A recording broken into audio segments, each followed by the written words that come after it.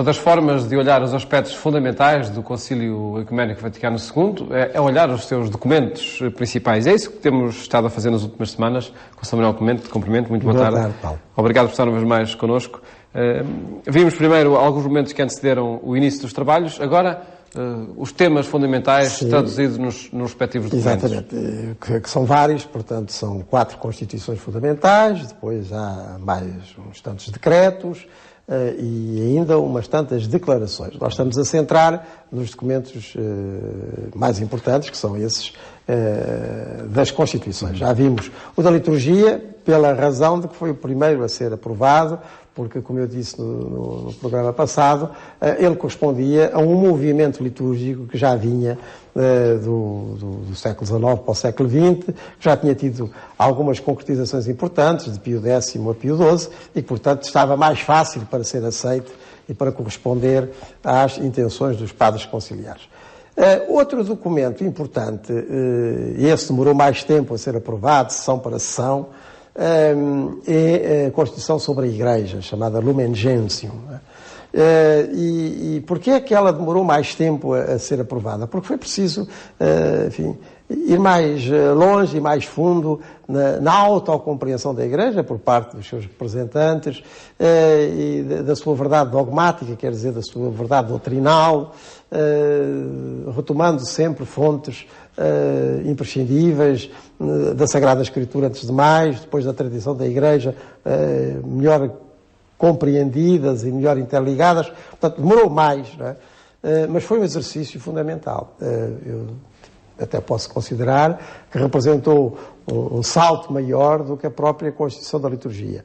Por essa razão que já disse, a Constituição da Liturgia já vinha muito assimilada, progressivamente assimilada na compreensão orante da Igreja. Os conceitos que se apuraram na Constituição sobre a Igreja, Lumen Gentium, e depois as suas formulações, estes representaram uma maior exigência de refontalização bíblica e tradicional, no sentido mais dinâmico da palavra, de compreensão da Igreja por parte dos seus pastores.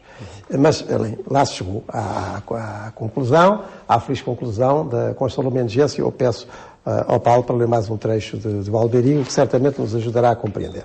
Sobre esta Constituição, diz assim: a Constituição Eclesiológica Lumen Gentium, aprovada a 21 de novembro de 1964, tem os seus pontos fortes nos 3 primeiros capítulos, nos quais o Concílio apresenta a Igreja como sacramento em Cristo, luz dos povos, como momento crucial do desígnio da salvação do Pai, que tem como meta o reino, um povo peregrino na história com o qual Deus renovou uma aliança eterna que culminou na cruz e na ressurreição de Cristo. Com Jesus e por obra do Espírito, todos os membros da Igreja participam, na fé, do sacerdócio comum, que exercem primariamente nos sacramentos, na comunhão recíproca, no serviço aos homens, de acordo com os carismas que cada um recebeu. A Igreja, por vontade divina, é dotada de ministros cuja autoridade está ao serviço dos fiéis.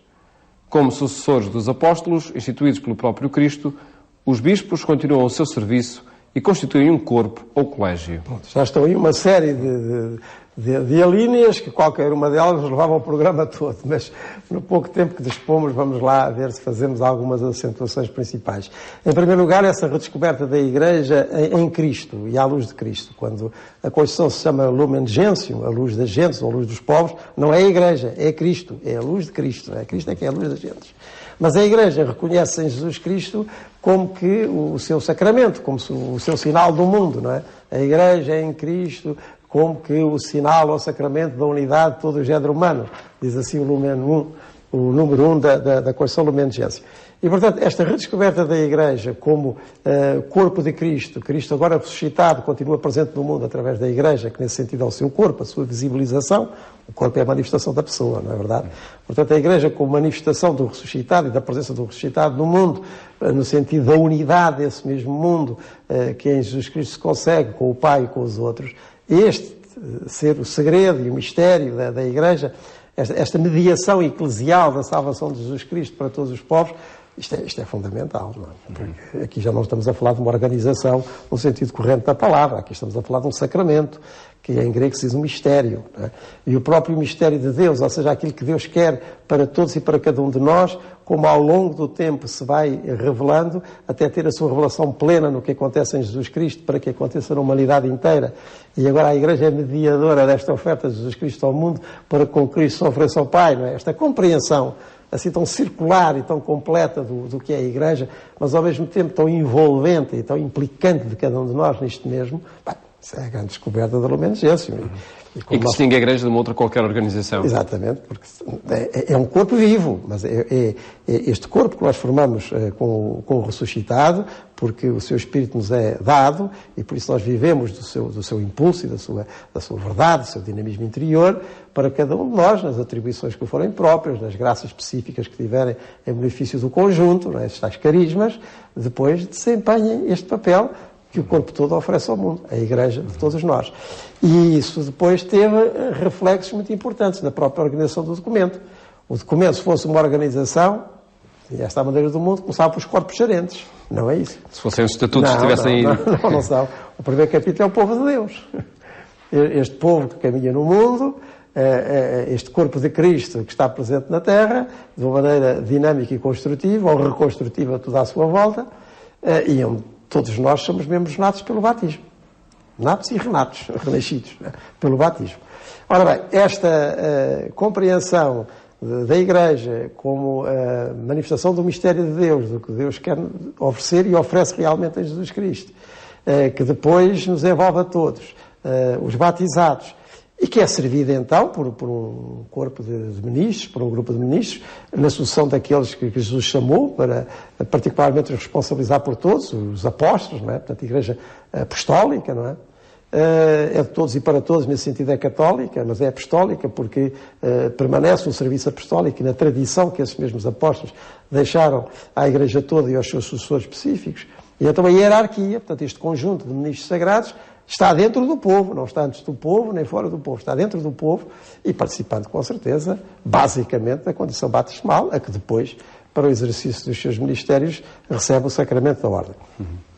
E então esta conjugação de todos os elementos da Igreja num corpo só e que é destinado ao mundo, para que todo o mundo tome parte ativa e completa, cada vez mais completa, na Páscoa de Jesus Cristo, esse é o significado da Igreja.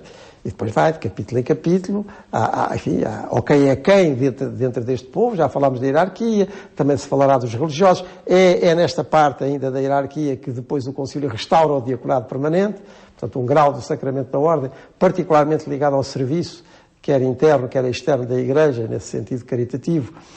Que se tem a concretizar em muitos locais só 50 anos depois. Exatamente, vai-se concretizando, mas que, enfim, tinha ficado praticamente interrompido no final do primeiro milénio, que o Concílio retoma, até para vincar este aspecto do serviço na Igreja.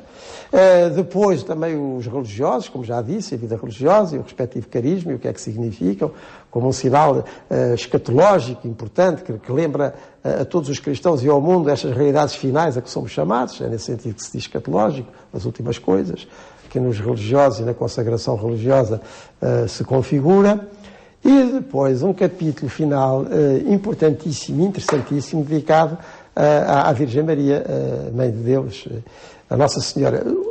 Pensou-se no Concílio em fazer um documento específico em relação à Nossa Senhora. Depois venceu esta disposição de que ela ficasse na Igreja, digamos, como o seu membro mais sublime no seguimento de Jesus Cristo, porque através dela é que o próprio Jesus Cristo é oferecido à Igreja, não é? Então ela é, digamos, o ícone, a imagem do que a Igreja deve ser. Ter em relação a Deus os sentimentos que Maria teve, quer na aceitação, quer depois no acompanhamento da vida do seu filho. E isso é a maior verdade da Igreja, revela-se na verdade de Maria, Mãe de Deus e Mãe da Igreja. Aliás, é nessa altura que também se divulga esta invocação de Maria, de Nossa Senhora, como Mãe da Igreja, e por isto mesmo, não é? Portanto, há aqui um conjunto de tópicos numa Constituição só, que é muito mais do que uma carta de organização, seja do que for, é uma revelação do que a Igreja é em Jesus Cristo e para benefício do mundo. E por isso é tão central este documento, não é? É centralíssimo. De certa maneira é a obra-prima do Concílio. em torno do qual, por certo, muitos outros vão sendo constituídos e, sobretudo, o concílio vai sendo recebido nos dias de hoje. E, sobretudo, pelo que representou, como eu dizia atrás, de um enorme esforço, que foi, efetivamente, de elucidação e de compreensão do mistério da Igreja. E aí valeram muito todos aqueles peritos conciliares, que eram, enfim, a nata da teologia do tempo e que ali ajudaram os bispos a chegar a este tipo de formulações. Veremos hoje 8 dias outro documento, por certo, também fundamental neste Concílio Ecuménico Vaticano II, cuja história temos estado a apresentar nesta rubrica O Passado do Presente.